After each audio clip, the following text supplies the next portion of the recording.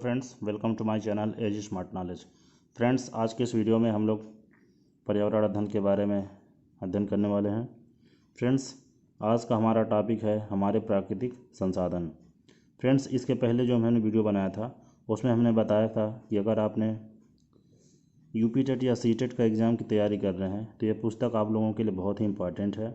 इस पुस्तक से लगभग 8 से 10 क्वेश्चन यूपी टेट या सी टेट के एग्ज़ाम में अवश्य पूछा जाता है। ये पुस्तक बेसिक शिक्षा परिषद द्वारा संचालित कक्षा 6 से 8 तक के विद्यार्थियों के लिए बनाया गया है और इसी में से यूपी टेट से लगभग 6 से 8 या 10 क्वेश्चन अवश्य पूछा जाता है।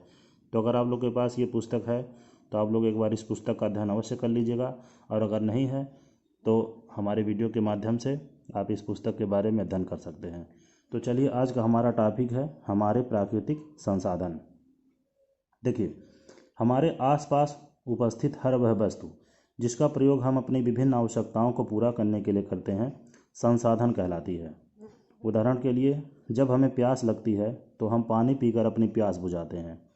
पानी या जल एक संसाधन है जिसका उपयोग हम अपनी प्यास बुझाने के साथ साथ नहाने, कपड़ा धोने, सिंचाई आदि कार्यों के लिए भी करते हैं। पेड़ पौधे, वनस्पतियाँ भी एक संसाधन है जो हमारी विभिन्न आवश्यकताओं जैसे भोजन, आवास, कपड़ा आदि को पूरा करती हैं। इसी तरह भूमि हेतु कृषि हेतु उपजाऊ मिट्टी प्रदान करती है तथा तेल, कोयला और गैस यातायात और उद्योगों में ईंधन के रूप में प्रयोग किए जाते हैं। जो वस्तुएं हमें प्रकृति से प्राप्त होती हैं तथा जिनमें हम किसी प्रकार का परिवर्तन नहीं कर सकते प्राकृतिक संसाधन कहलाती है। देखिए, एक प्रश्न यहाँ से मिल गया कि प्राकृतिक संसाधन किसे कहते हैं। तो आप बता सकते हैं कि जो वस्तुएं हमें प्रकृति से प्राप्त होती हैं तथा जिनमें हम किसी प्रकार का परिवर्तन नहीं कर सकते प्राकृतिक संसाधन कहलाती है। प्रकृति के द्वारा यह जैसी उत्पन्न होती है उनका हम उसी प्रकार उपयोग करते हैं, जैसे हवा, जल, सौर ऊर्जा, मिट्टी आदि। स्पष्ट है कि ऐसे संसाधन जिनको बनाने में मनुष्य का कोई योगदान नहीं है, अर्थात ये संसाधन हमें प्रकृति द्वारा निःशुल्क प्राप्त होते हैं, प्राकृतिक संसाधन कहलाते हैं। आगे देखिए, मनुष्य की प्रगति, विकास तथा अस्तित्व प्राकृतिक संसाधनों पर ही निर्भर है। प्राकृतिक पर्यावरण के अंतर्गत उपलब्ध संसाधनों जैसे हवा, मिट्टी, सौर ऊर्जा, पेड़ पौधे आदि का उपयोग करके हम अपनी विभिन्न आवश्यकताओं को पूरा करते हैं। हम अपने दैनिक जीवन में अनेक प्राकृतिक संसाधनों का प्रयोग करते हैं। इनमें से कुछ ऐसे हैं जिनके बिना हमारा जीवित रहना संभव नहीं है, जैसे हवा, जल, पेड़ पौधे आदि। इसके अलावा कुछ प्राकृतिक संसाधन ऐसे हैं जो हमारे जीवन को आसान एवं सुखमय बनाने में हमारी सहायता करते हैं, जैसे खनिज पदार्थ, पेट्रोल, डीजल, कोयला आदि। प्राकृतिक संसाधन हमें प्रकृति द्वारा दिए गए उपहार हैं जो हमारे लिए बहुत ही आवश्यक हैं। देखिए, प्राकृतिक संसाधनों का वर्गीकरण एक डायग्राम के माध्यम से बताया गया है। प्राकृतिक संसाधन को 2 भागों में बांट दिया गया। पहला है जैविक, दूसरा है अजैविक। पहला जैविक, दूसरा अजैविक। इस छोटे से डायग्राम को देखकर आप लोगों को लगभग एक आध क्वेश्चन का उत्तर मिल सकता है।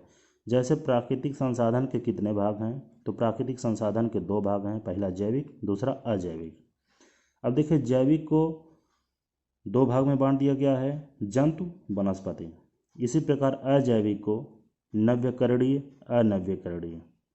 अब देखिए, नव्यकरणीय को फिर 4 भागों में बांटा गया है, वायु, जल, मिट्टी, सौर ऊर्जा। और अनव्यकरणीय को खनिज, जीवाश्म 2 भागों में बांट दिया गया है। प्राकृतिक संसाधन देखिए, सूर्य। पृथ्वी में समस्त जीव का आधार सूर्य ही है।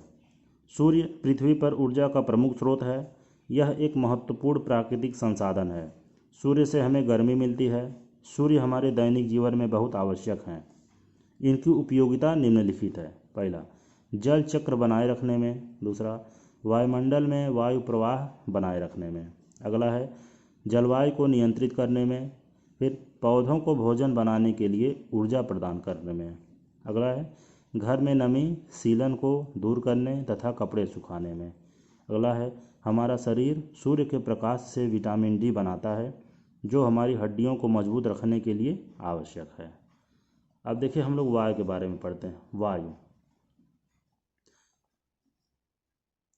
क्या आप जानते हैं कि पृथ्वी के चारों ओर वायु का घेरा है? इसे हम देख नहीं सकते, केवल अनुभव कर सकते हैं। वायु हर समय हमारे चारों ओर रहती है। वायु हमारे लिए अत्यंत आवश्यक है। भोजन और जल के बिना तो हम कुछ समय जीवित रह सकते हैं, परंतु वायु के बिना हम जीवित नहीं रह सकते। वायु हमारे जीवन के लिए बहुत महत्वपूर्ण है। अगला है जल। जल ही जीवन है। हम जल के बिना जीवन की कल्पना भी नहीं कर सकते। हमारे शरीर में लगभग 70% भाग जल का होता है। जल शरीर के रक्त को तरल बनाता है, जिससे शरीर में रक्त का प्रवाह सरलता से होता है। खाना पचाने एवं अनावश्यक पदार्थों को पसीना, मलमूत्र आदि के रूप में शरीर से बाहर निकालने में पानी सहायक होता है।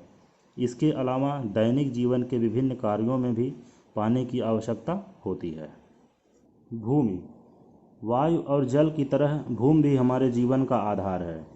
भूमि ही है जो हमें फल, अन्न, सब्जियां, औषधियां, इमारती लकड़ियां प्रदान करने वाले पौधों और वृक्षों को जीवन का आधार देती है। भूमि ही जल तथा खनिजों का भंडार है। खेती एवं वनों के लिए भूमि का होना अत्यंत आवश्यक है। वर्तमान समय में जनसंख्या में निरंतर वृद्धि हो रही है। बढ़ती जनसंख्या की आवश्यकताओं को पूरा करने के लिए कृषि तथा उद्योग धंधों का प्रभाव दिन प्रतिदिन बढ़ रहा है, जो हमारे प्राकृतिक संसाधनों को प्रभावित कर रहा है। यदि हम बिना सोचे समझे लगातार प्राकृतिक संसाधनों का दोहन करते रहें तो वह दिन दूर नहीं जब हम इनसे वंचित हो जाएंगे। अतः हमें प्राकृतिक संसाधनों के महत्व को समझना होगा और उनके संतुलन तथा बचाव के उपाय करने होंगे। इस प्रकार हमने जाना कि मानव जीवन, पेड़ पौधे और जीव जंतुओं के विकास में प्राकृतिक संसाधन अत्यंत महत्वपूर्ण हैं। सभी एक दूसरे पर निर्भर हैं, लेकिन ये तभी हमारे लिए लाभकारी होंगे जब हम इनके संरक्षण के लिए निरंतर जागरूक रहेंगे तथा उचित उपाय करेंगे। देखिए इसमें कुछ अभ्यास दिया गया है, ये सब बच्चों के लिए है, आप लोग भी थोड़ा सा देख लीजिए। पहला है, प्राकृतिक संसाधन कौन कौन से हैं, वे हमारे लिए किस प्रकार उपयोगी हैं। दैनिक जीवन में जल का क्या उपयोग है, जल के दुरुपयोग को रोकने के उपाय बताइए। भूमि से प्राप्त होने वाले किन्हीं 5 पदार्थों के नाम लिखिए। सौर ऊर्जा हमारे जीवन के लिए क्यों आवश्यक है। वायु का जीवन में क्या महत्व है। अब इसके बाद कुछ मिलान करने के लिए दिया गया है।